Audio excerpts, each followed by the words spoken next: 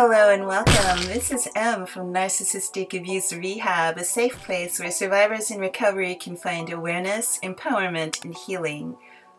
Our topic for today is the narcissist's mindset. By the end of this video, you're going to understand how the narcissist sees the world, how they perceive their interactions with other people in general, and how they see you in particular. Before we get into our topic, I want to thank all of our subscribers and viewers for supporting our channel. We're building this channel for you to help you on your healing journey. So please hit the like button and make sure you subscribe to help grow our channel. And if you find our content helpful, you can donate via paypal.me/narcabuserehab. So let's get into our topic, the narcissist's mindset. The topic came to me when I was listening to a video by Miss Kim, Narc Free You and Me. Her video is called, Did They Love Me? And it really gave me food for thought. Her channel is awesome because she breaks everything down in a very real and practical way. So if you haven't checked out Miss Kim, Narc Free You and Me, I put a link for you down below in the show notes.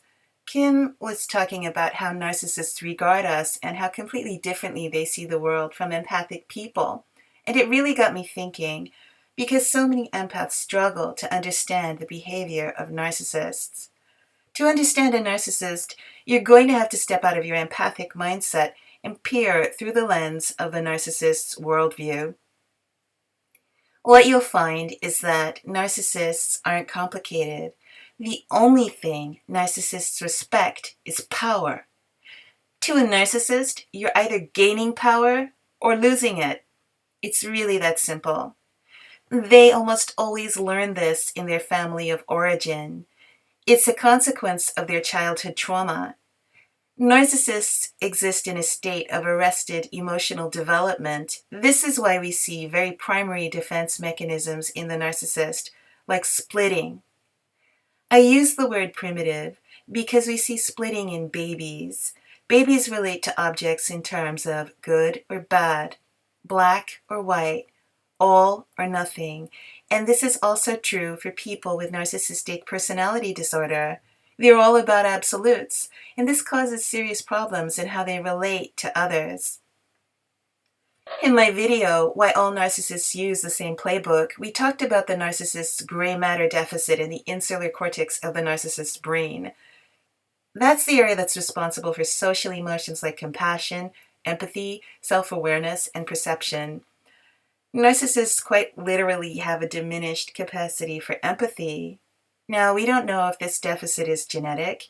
It was probably exacerbated by changes in the landscape of the brain due to childhood trauma, and it was probably made worse by the narcissist's addictions, which almost always include drugs or alcohol. For more on this topic, check out my video, The Narcissist's Childhood Trauma. Narcissists operate at a very basic emotional level. They're fantastic mimics, but they're incapable of sophisticated emotions like love, trust, and empathy. And so to illustrate this, I'd like to share something with you that's called Plutchik's Wheel of Emotions. This illustrates the primary, secondary, and tertiary emotions human beings feel. When you look at it, what you see is that there really aren't that many core emotions. We have 8 primary emotions, and all of the others are variations on these. Our primary emotions are joy, trust, fear, surprise, sadness, disgust, anger, and anticipation. With a narcissist, because of the gray matter deficit in the insular cortex, the emotions of trust and joy are absent. So they're left with the others, and that creates a very dark, predatory worldview. It's also why people who are genuinely joyful and trusting provoke narcissists to acts of psychological and sometimes physical violence. Because they reject authority, narcissists have no problem deviating from social norms that define civilization. In their grandiosity, they don't believe such things apply to them, and so emotionally, they're operating from a low level. Intellectually, you could say they exist in the state of nature, devoid of any genuine morality. When we look around the narcissistic abuse survivor community, what you'll find is a lot of highly intelligent, talented, radiant people. Every survivor I've ever met has the most extraordinary qualities. Most of them are outstanding in some area of life. This could be as a parent or in their career, but in some area of life, they're really shining. Now, narcissists see these things too. There's an excellent book called Healing from Narcissistic Abuse, A Journey Through the Stages of Recovery from Psychological Abuse by Shannon Thomas. And she makes the case that narcissists are attracted to our strengths, not our weaknesses. Unfortunately, the strengths are the very things that the narcissists seek to destroy because they don't have them. They don't want us to have them either. Narcissists are incapable of joy and trust, so seeing these emotions in others is triggering for them. It triggers their aggression. They covet, they envy, and lust after these qualities. And envy plays a major role in the behavior of toxic people, especially narcissists. It's envy that drives them to lie, steal, destroy, and sometimes kill. So our qualities present a challenge to the narcissist. According to Shannon, whatever strength they go for, they turn around and destroy it. She specified 5 key strengths that they target. Number 1, relationships. Number 2, career. Number 3, success. Number 4, physical health. Number 5, financial stability. By the time the narcissist is done with us, they'll have destroyed most or all of these areas in our lives. Their sense of entitlement drives them to target people who are powerful in these areas, take their resources, and purposefully set about destroying that person because it feeds into their belief that they're superior. This is a telltale sign of their sense of entitlement.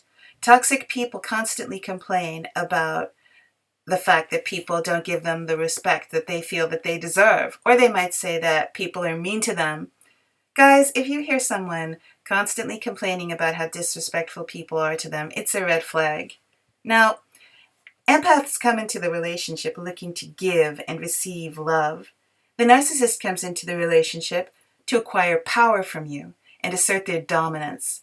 Their mission is to prove to themselves that they're superior to you. While you're having a relationship with them, they're merely playing a game with you.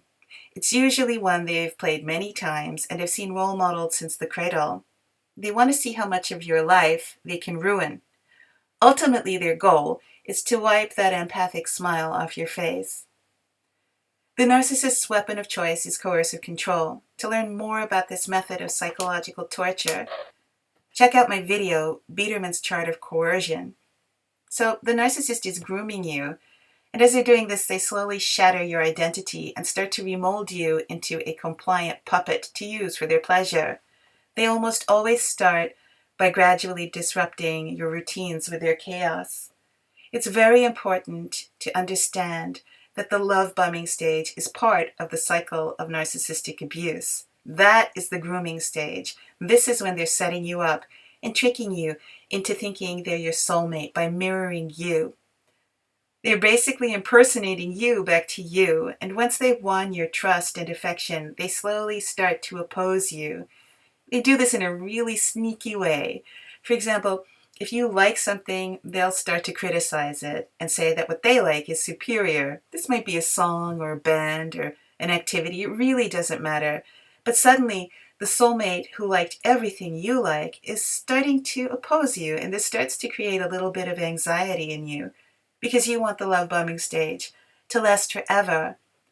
The next thing the narcissist targets is your daily self-care routine. So if you like jogging, the narcissist will interrupt this habit by saying they want you to be with them or do something with them.